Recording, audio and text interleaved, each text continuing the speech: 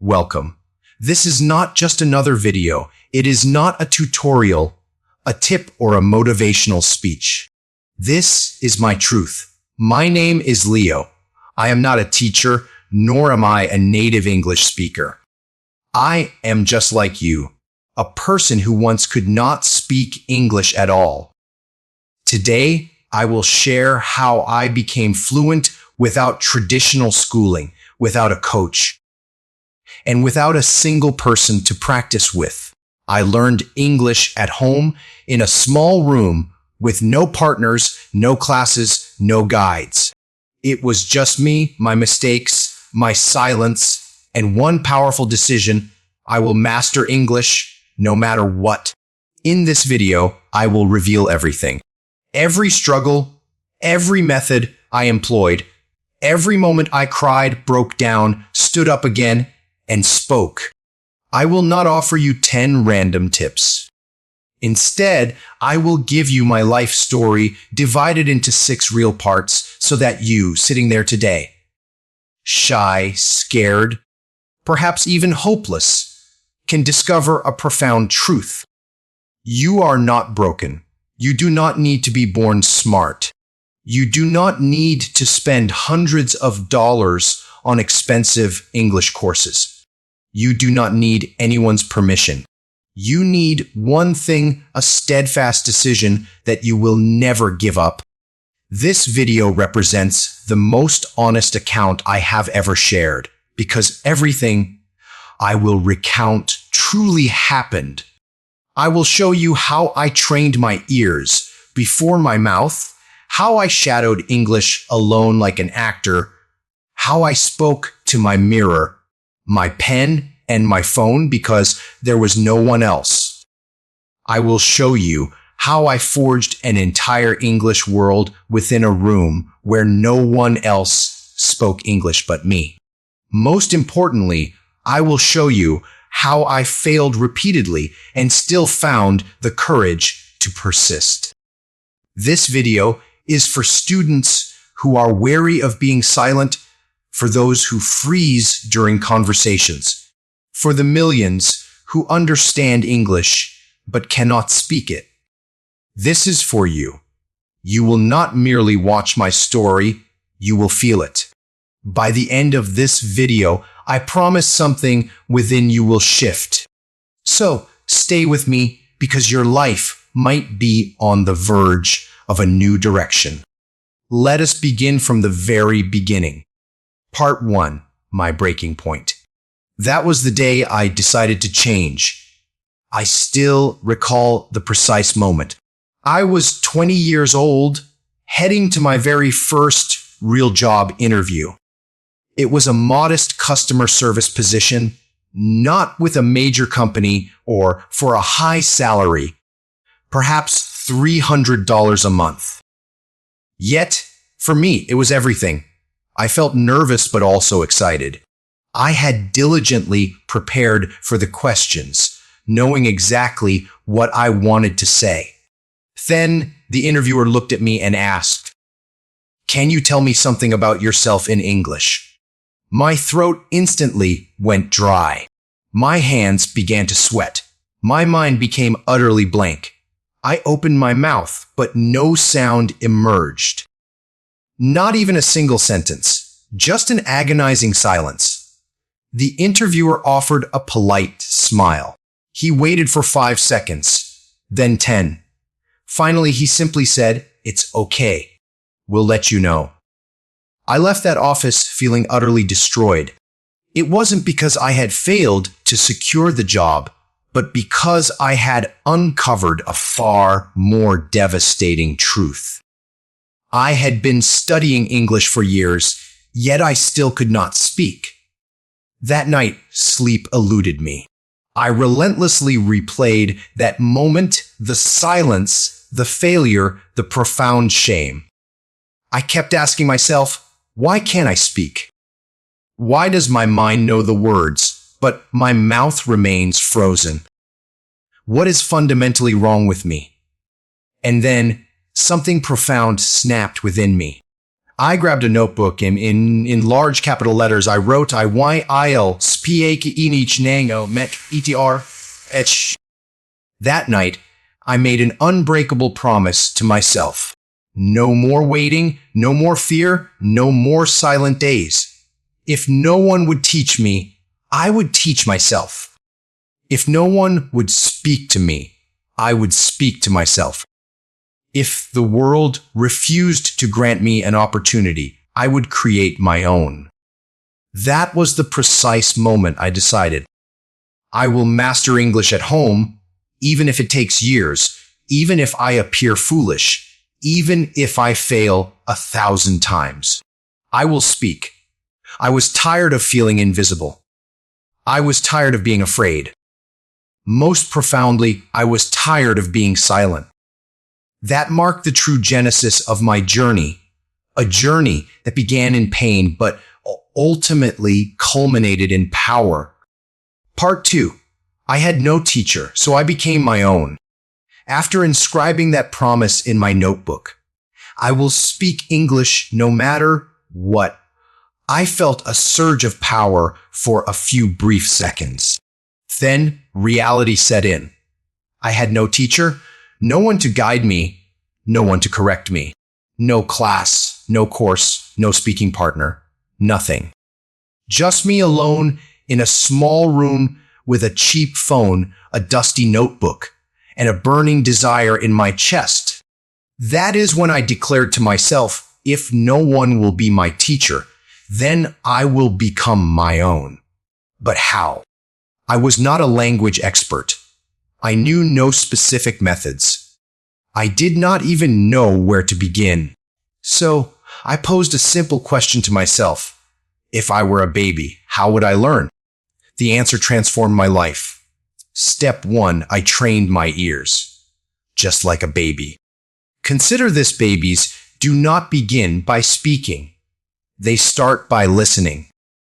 For months, they do not comprehend every word, but they absorb the rhythm, the sounds, the emotion.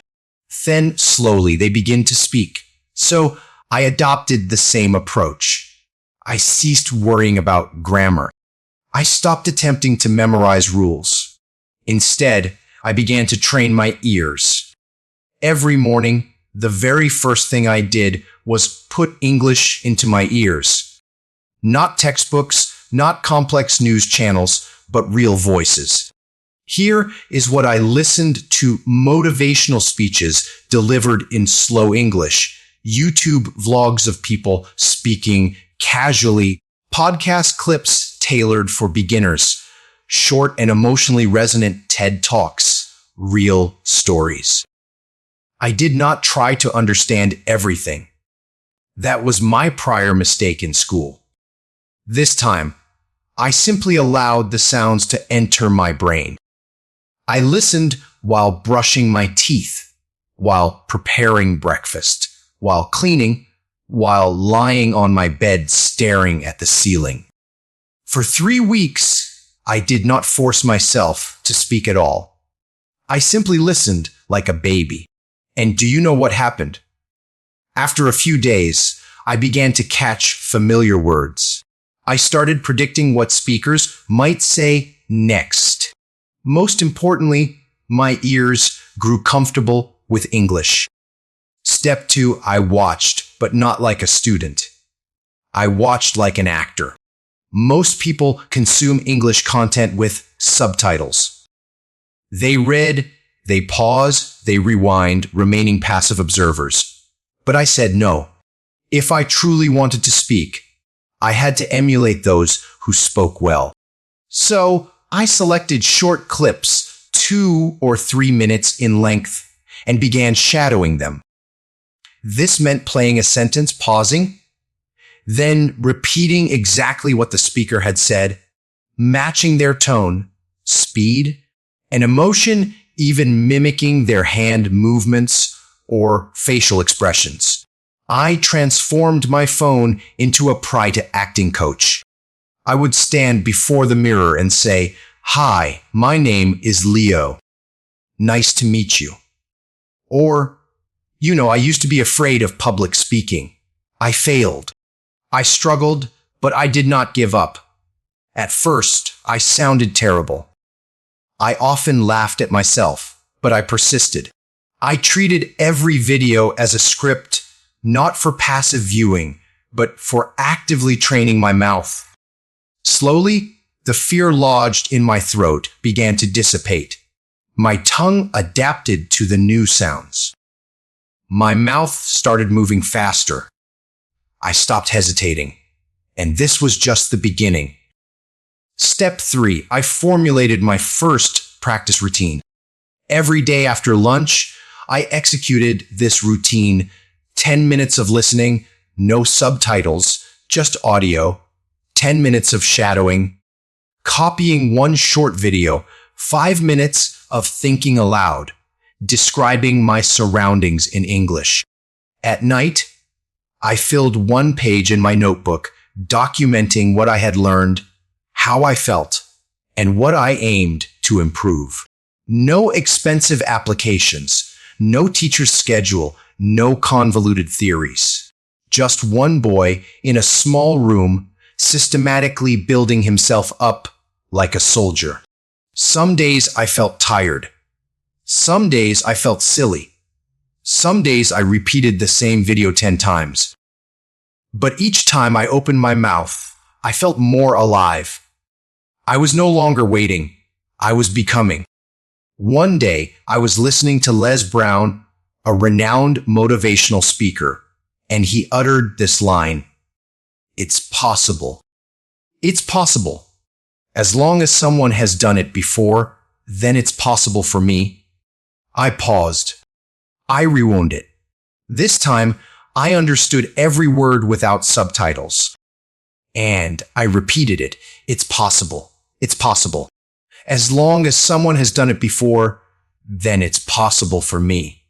I said it again and again and again. Tears welled in my eyes because, for the first time in my life, I truly believed it. It is possible. If others can achieve it, so can I. What I gleaned from this stage is that you do not need a teacher. You need to stop waiting. You need to listen like a baby, speak like an actor, and train like an athlete. Fluency is not a singular, instantaneous moment. It is the cumulative result of hundreds of small, private victories that no one ever witnesses. I was not fluent yet, but for the first time in my life, I did not feel stuck. I was moving. I was improving. And I knew that if I kept going, I would become unstoppable. Part 3. I could not speak, so I forced my mouth. Do you know what is worse than not knowing English? It is knowing it, but being utterly unable to articulate it. That was precisely my predicament. After weeks of dedicated listening, shadowing, and copying, I was indeed improving. My comprehension grew, and my brain finally began to familiarize itself with English sounds. But the moment I attempted to speak something freely on my own, I froze. I would stand before the mirror, look at my reflection, and try to utter something like, "Today, I feel happy because I listened to a podcast," but nothing would come out. Or, even worse, broken, nonsensical sentences would emerge. I would forget words mid-sentence, accidentally switch to my native language, panic, and then stop. And every single time that happened, an insidious voice in my head would whisper, "You are not good enough.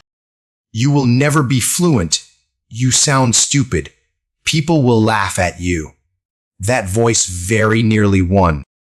But then something deep within me asserted itself, saying, "Leo, you did not come this far to remain silent. You made a promise. Now force your mouth. No matter how broken, no matter how awkward, just speak." From that day forward, I forged a solemn pact with myself. I will speak English every single day.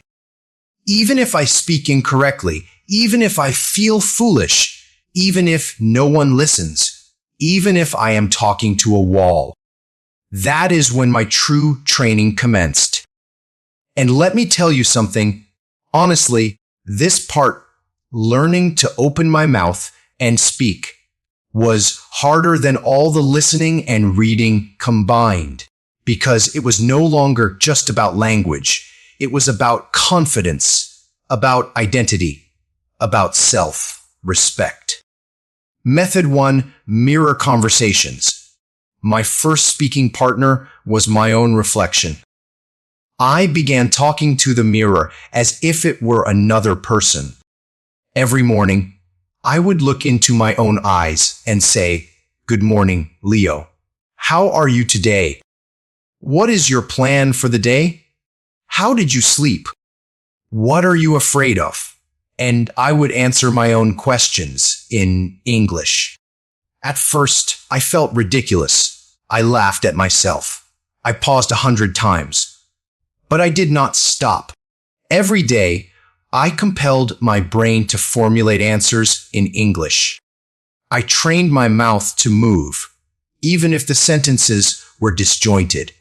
And slowly, something magical began to unfold. My thoughts started to translate into English automatically. I no longer had to internally translate. I simply spoke, slowly but naturally. Method 2, talking to objects. Yes, really. I would observe random items in my room and describe them aloud. This is my phone.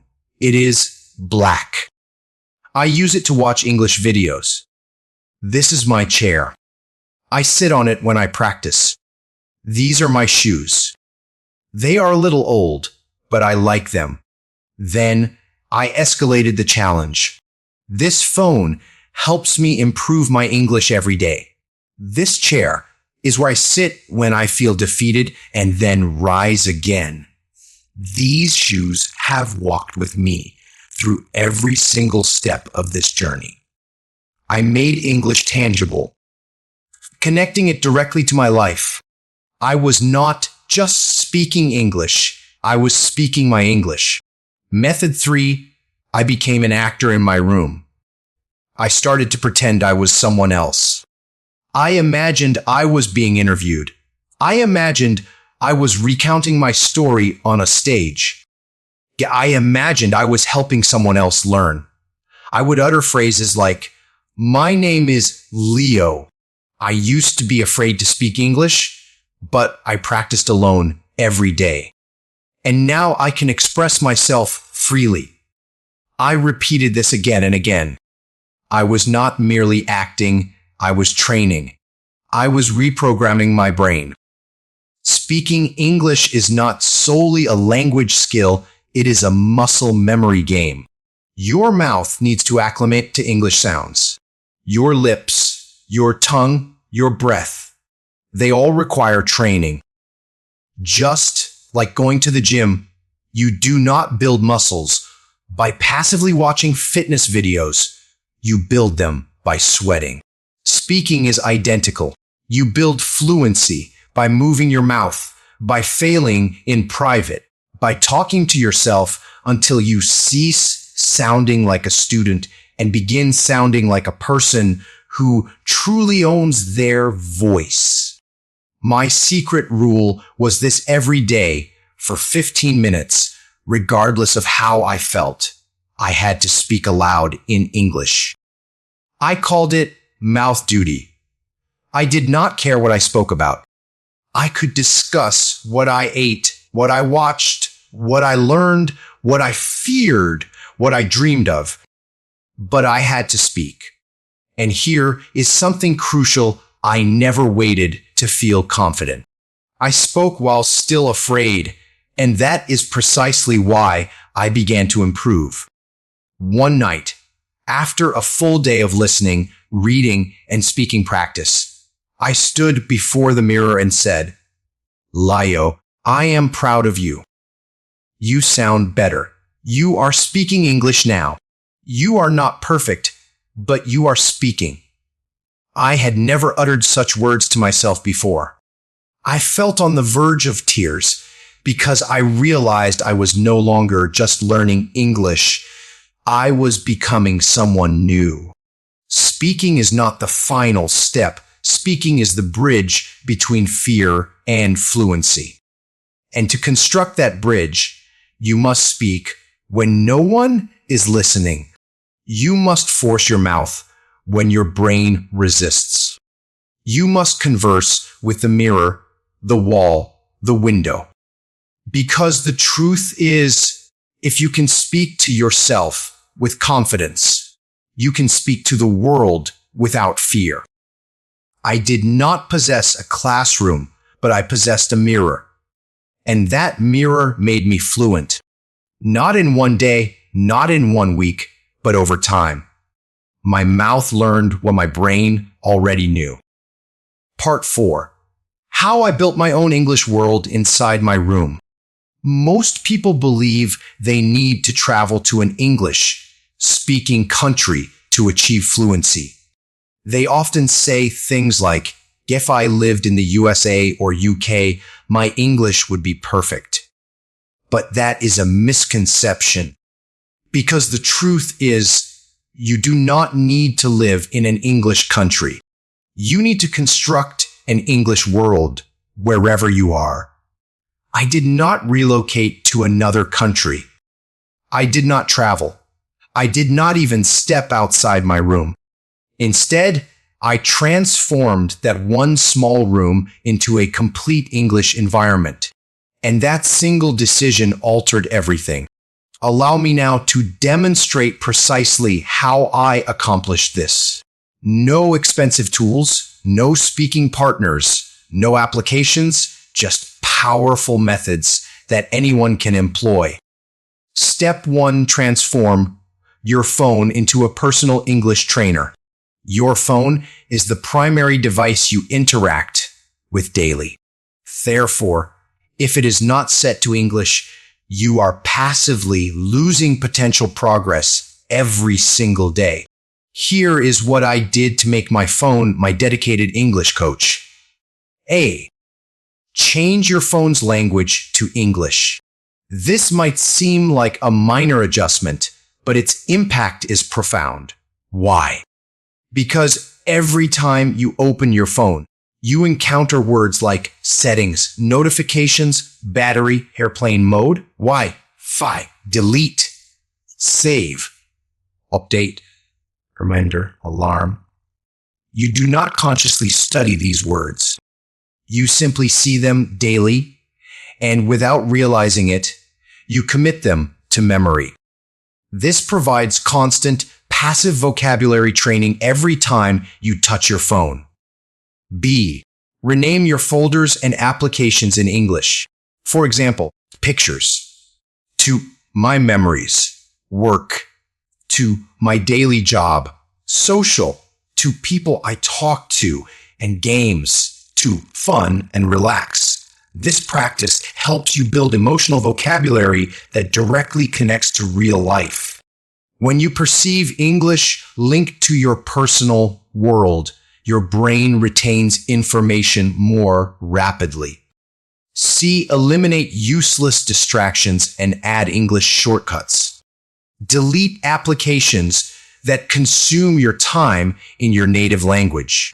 Replace them with YouTube channels for English learners, beginner English podcasts, the TED Talks app, an English Quotes app, or an English flashcard app. Keep these on your home screen. This ensures that every time you open your phone, you are engaging with English, not escaping from it. Step 2. Label everything in your room to build object vocabulary. Every single item in your room presents a valuable vocabulary opportunity. Do not overlook them. Here is how I implemented this. A. Utilize sticky notes or masking tape. Write the English word for each item and affix it. Examples: charging cable, light switch, notebook, window, chair, clock, door, shelf. Now, every time you see these items, your brain automatically connects the object with its English word. This cultivates real-world vocabulary, not merely textbook definitions. You do not just learn the word mirror. You see it every day. You do not just memorize pillow. You touch it. That is precisely how long-term memory functions. B. Speak the word when you touch the item. For example, if you are turning off the light, say, I am turning off the light switch. If you are opening your door, say, I am opening the door. If you are picking up your pen, say, this is my favorite pen. I use it to write English every day. These are termed object-action phrases. They simultaneously teach you three things. 1. Vocabulary. 2. Sentence structure. And 3. Fluency through integration into daily life. Step 3. Establish English zones in your day. Many learners state, I practice English sometimes. But that is the core issue. Fluency stems from consistent effort, not sporadic randomness. Consequently, I established English zones, fixed periods in my day when only English was permitted. Here is how you can replicate this. A. Select 3 brief time slots, each 15 to 30 minutes long.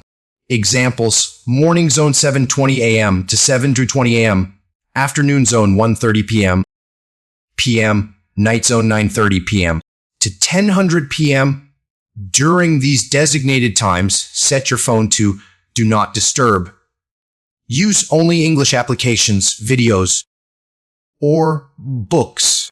Speak, listen, read, or write exclusively in English. No grammar study, no pressure, just pure exposure and active use. These short zones foster mental discipline and gradually integrate English into a normal, routine part of your daily existence. B. Do not study. Simply live in English during these periods. Examples: listen to a podcast while folding clothes, read an English story while sipping tea, speak aloud about your day while walking around, watch a short video, and repeat after the speaker.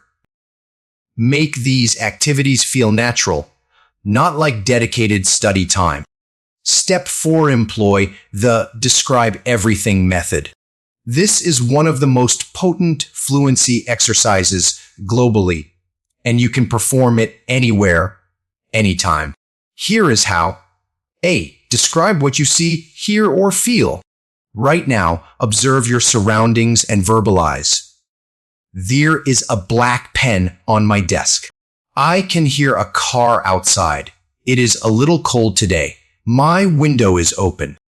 I can see some trees. You do not require complex grammar.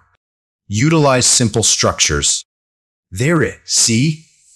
I hear, am doing, I want to, I just, I like. These sentence starters train your brain to speak naturally.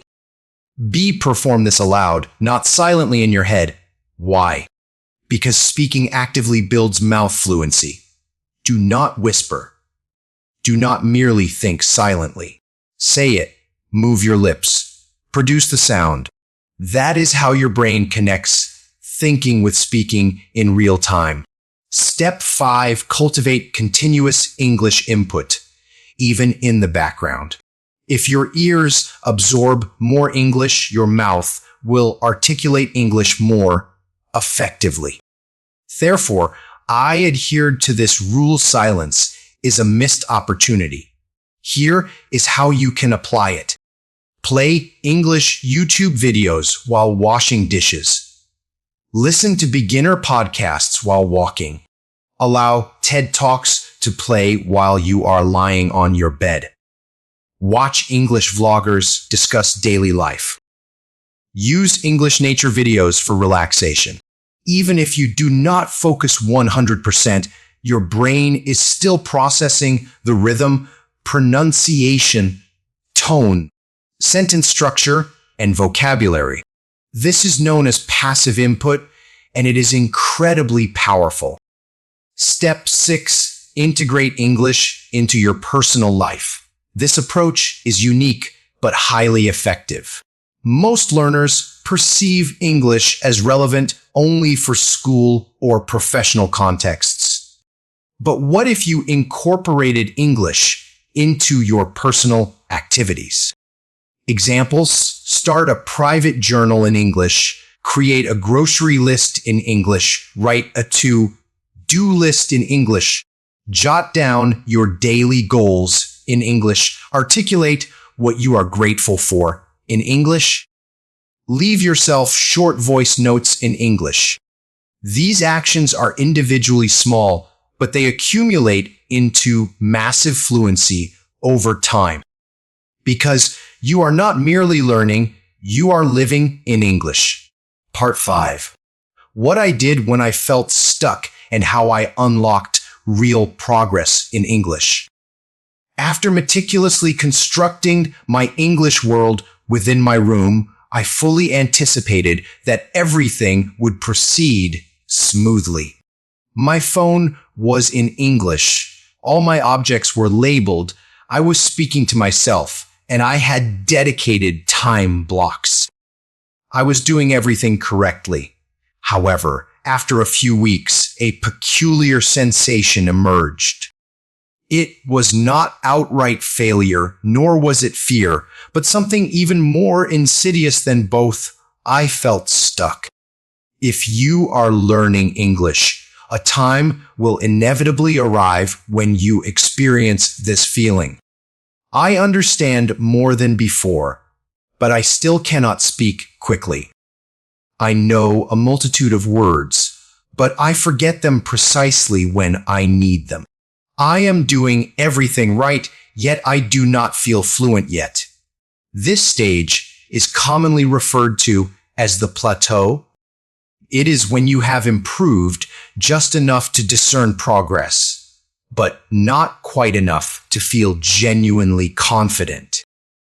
And if you are not vigilant, this is where the majority of learners abandon their efforts. But not you, because I am going to reveal how to breach this wall and transform your English into something active, confident, and automatic. Let us begin.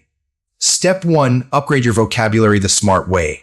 Most learners resort to memorizing extensive vocabulary lists.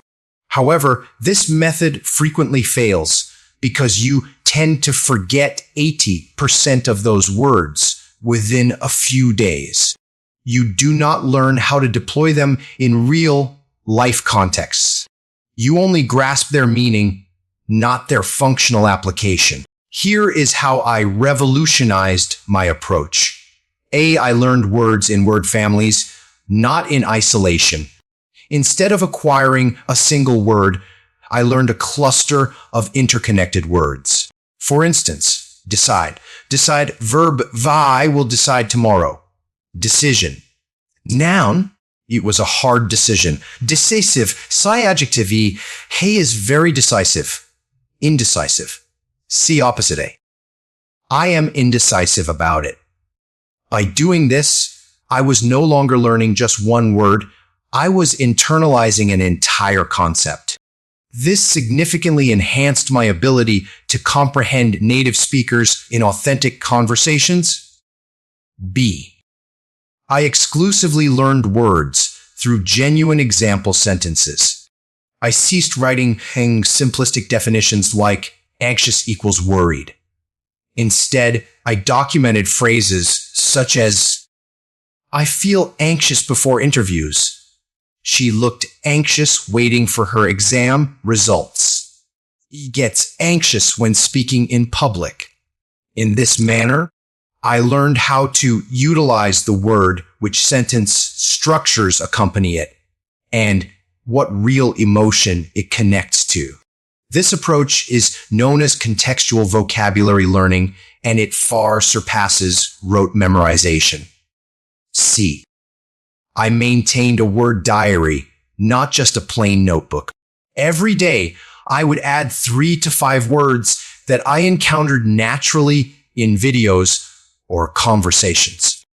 For each word, I recorded one example sentence, one feeling or memory I associated with it, and one instance where I heard it used by someone. It became a personal, not academic record. That is when the words ceased vanishing from my brain. Step 2, I focused on phrase fluency, not merely individual words. Individual words are insufficient. Fluent individuals do not converse in isolated vocabulary, they speak in coherent phrases.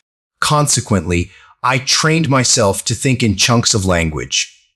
A. I mastered common sentence starters. I compiled a list of such phrases and practiced them daily. To be honest, I am not sure, but I think, in my opinion, it depends on. The reason is because one thing I noticed is what I am trying to say is these sentence starters provided me with crucial processing time, preventing me from freezing mid-sentence. B. I utilized connectors and transition phrases. Fluency is not primarily about speed, it is about seamless flow. So, I trained myself to employ connectors like for secondly, on the other hand, by the way, A's a result. That being said, in conclusion, these elements helped me articulate like a genuine communicator, not just a hesitant student. C. I practiced with instant response prompts. To internalize these phrases and make them automatic, I engaged in rapid response training. I wrote 30 real-life questions on flashcards. What do you think about social media? How do you handle stress? Describe your morning routine. I had to respond immediately using 2 to 3 fluent phrases. This method helped me overcome overthinking and begin speaking more naturally. Step 3, I practiced speaking through real-life scenarios instead of passively awaiting conversations. I meticulously created various situations within my room. A real-world speaking drills I employed. I pretended I was in these specific situations: a job interview, the first day at school, at a cafe ordering food, meeting a new friend, conversing with a tourist, providing directions, explaining my favorite movie, describing a childhood memory. For each scenario, I stood before the mirror and spoke freely, not reading, not repeating, but genuinely using my own words. This prepared me to speak confidently in diverse situations, not just general English. B. The explain like a teacher method.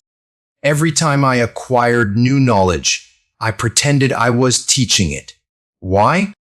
Because when you teach something, you are compelled to explain it in your own words.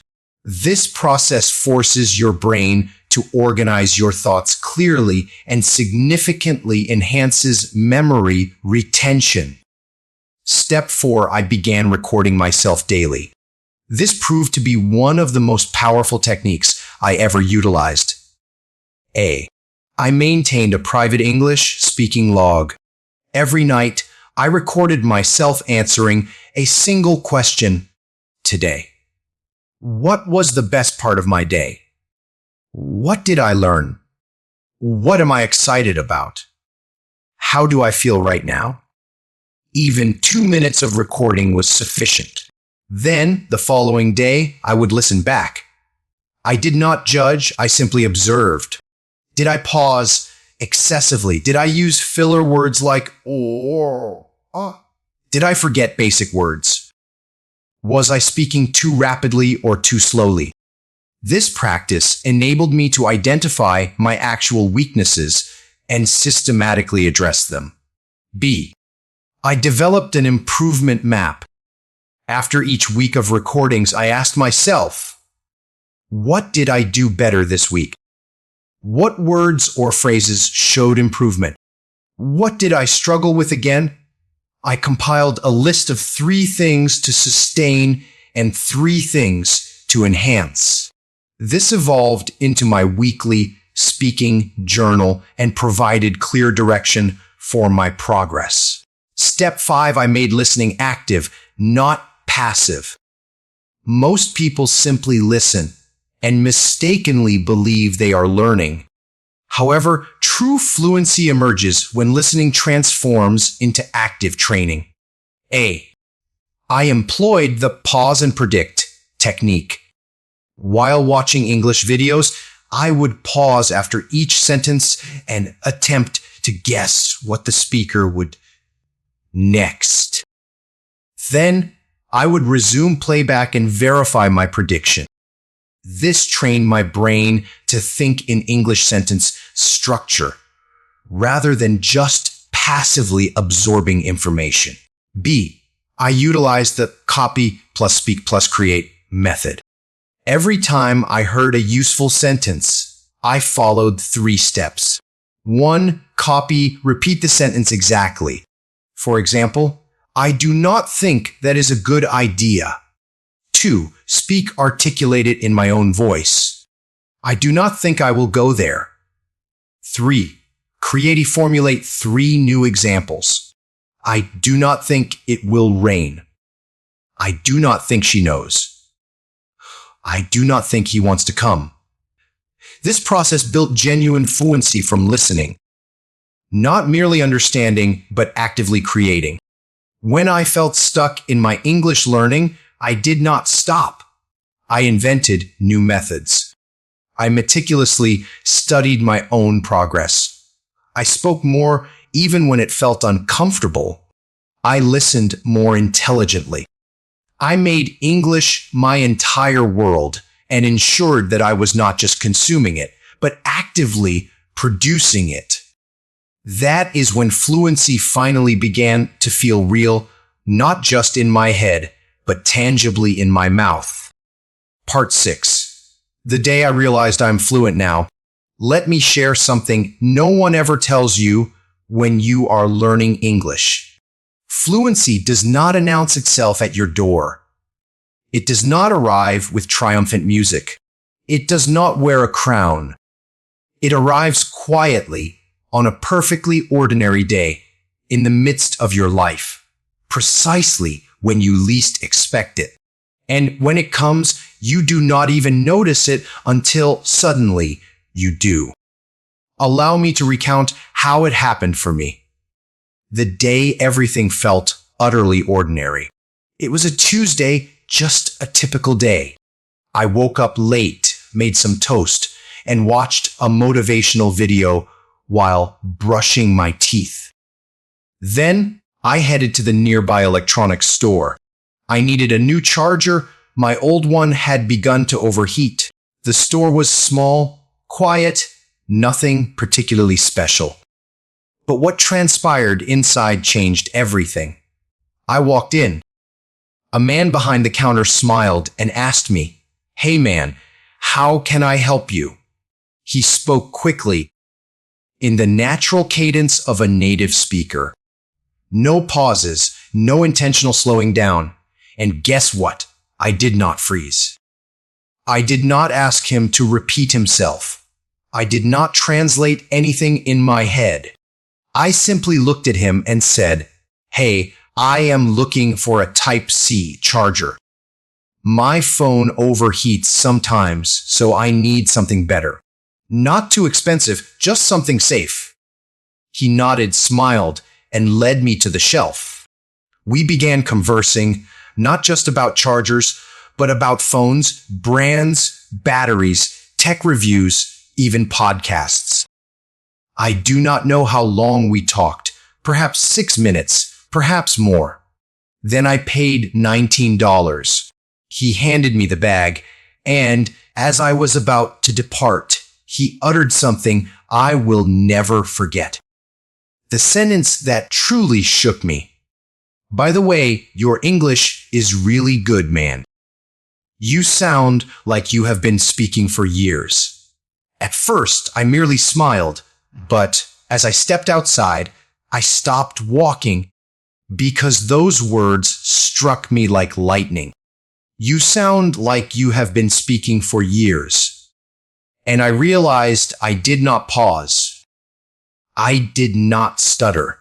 I did not feel small. I did not feel like a struggling student trying to survive. I felt fluent. Not perfect, but natural, confident, real. I found a bench under a tree, sat down, and I cried. Yes, I genuinely did. Not because I was sad, but because I remembered all the days I spoke to the mirror. All the times I forgot basic words. All the moments I wanted to give up. All the mornings I listened with a tired heart.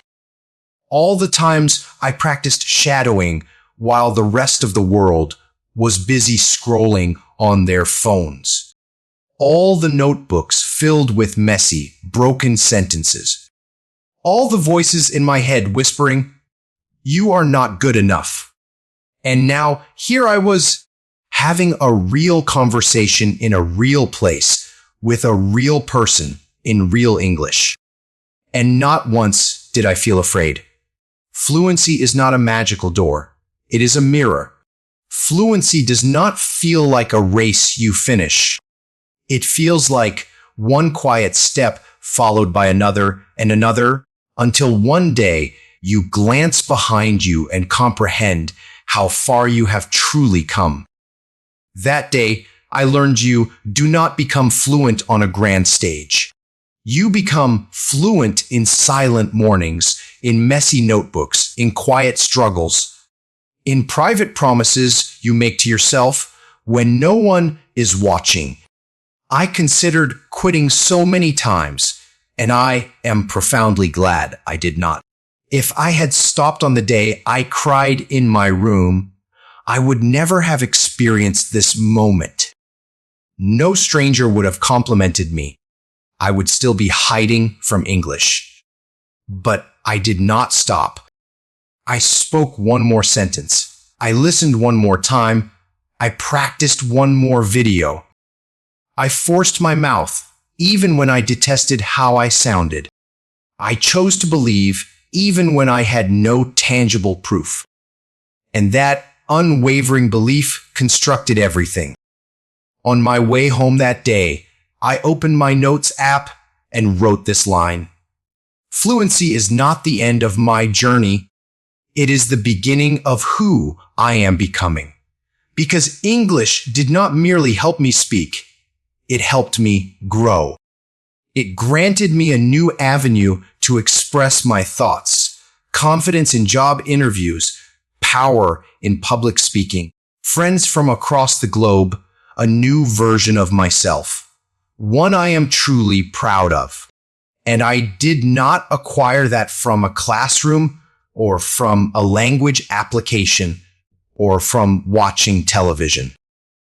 I acquired it by showing up every single day for myself. My message to you, if you are still struggling, if you are still trapped in silence, still fearful of mistakes, still convinced that fluency is impossible, do not give up. Not today, not now, because one day you will speak without conscious thought. You will explain something. You will assist someone. You will order food. You will introduce yourself to someone new, and it will feel like absolute freedom. And you will remember this video, this moment, this story, this promise, and you will realize you never needed permission. You just needed to keep going. If you have stayed with me until now, I want to convey something from the deepest part of my heart. Thank you. Not just for watching, but for listening, for opening your heart, for being brave enough to believe in change. You did not have to be here. You could have clicked away. You could have told yourself, I will never be fluent. You could have surrendered. But you did not. And that signifies you already possess the most important quality in the world, the power to continue. If you are investing your time to learn English, let me be unequivocally honest with you. If you are dedicating your time, if you are practicing, if you are reading, listening, writing, speaking, even just a little, if you are doing this even when no one applauds you, then please hear this. It is worth it. Every single second of it is worth it. Why? Because English is not just a language, it is a life changer. It opens doors. It cultivates confidence. It brings you new jobs, new opportunities, new people, new thoughts, new dreams. It connects you to the world. And most profoundly of all, it connects you to a new version of yourself. The version that is no longer afraid. The version that speaks without shame. The version that declares, I can talk. I belong here. I am no longer silent. My 5 most cherished tips for every English learner. You have heard my story. Now, allow me to leave you with the 5 most powerful lessons I learned. Lessons I will carry for the remainder of my life. Tip 1. Treat English like a habit, not a subject. Do not study English like a school subject. Do not wait for the right mood. Do not wait for the perfect time. Make it a daily habit, just like brushing your teeth. Even 15 minutes a day of genuine listening, genuine speaking, genuine reading is more potent than studying for 3 hours once a week. Habits forge fluency, not fleeting hype. Tip 2. Talk alone and be proud of it. Do not wait for someone else to converse with. Become your own speaking partner. Speak to yourself. Speak to your phone. Speak to your mirror.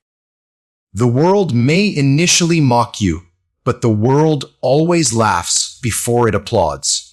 You will only speak fluently in front of other people after you have spoken fearlessly in front of yourself. Tip 3. Stop translating in your head. Your brain cannot operate efficiently at high speed in 2 languages simultaneously. Train it to think directly in English. How? By describing the objects and actions around you in simple English throughout your day. I am picking up my bag. I feel tired today, but I will learn. This is a pen. This is my notebook. These small, consistent moments create authentic fluency. Do not wait for grand sentences. Start small, but execute it every single day. Tip 4. Use what you love. Do not attempt to learn English from tedious materials. Leverage your passions. Love movies. Watch them with subtitles. Love music. Print out the lyrics and shadow them. Love motivation. Listen to speeches and then repeat them. When you learn through something you genuinely love, you remember faster. You enjoy the process more, and you persist longer. Fluency originates from emotion, not from pressure. Tip 5. Be kind to yourself, but never soft. Some days you will make mistakes. You will forget words. You will feel exhausted. You will feel like a failure. On those particular days, do not punish yourself. But do not be lenient either. Tell yourself, today, I will do just 5 minutes. I will read 1 paragraph. I will repeat 1 sentence. I will speak 1 thought aloud. Because when you speak, even on the days you do not feel inclined, that is when English integrates into your character, becoming more than just a skill. If there is one truth I have gleaned from this entire journey, It is this. You do not need perfect grammar to transform your life. You need courage. You need consistency. You need one promise to yourself that you will not quit. And I believe in you because I was once you. A boy in a room with a notebook, with a dream, with a broken voice, and a burning hope. And that was enough. It is enough for you, too. Wherever you are in the world, whatever level you are at, whatever fear you harbor inside you, I want you to remember this. Your English journey is not a race. It is a relationship. Treat it with love, with effort, with honesty, and it will bestow upon you more than just a language. It will grant you power. It will grant you freedom. It will grant you a voice you never knew you possessed. So, do not stop. Your fluency is waiting for you. Not in a classroom, but in your own room, in your next sentence, in your next word, in your unwavering decision to keep going. I am proud of you, and I will see you in English. Keep going. Keep growing. And one day you will whisper to yourself, I made it. And it was unequivocally worth it.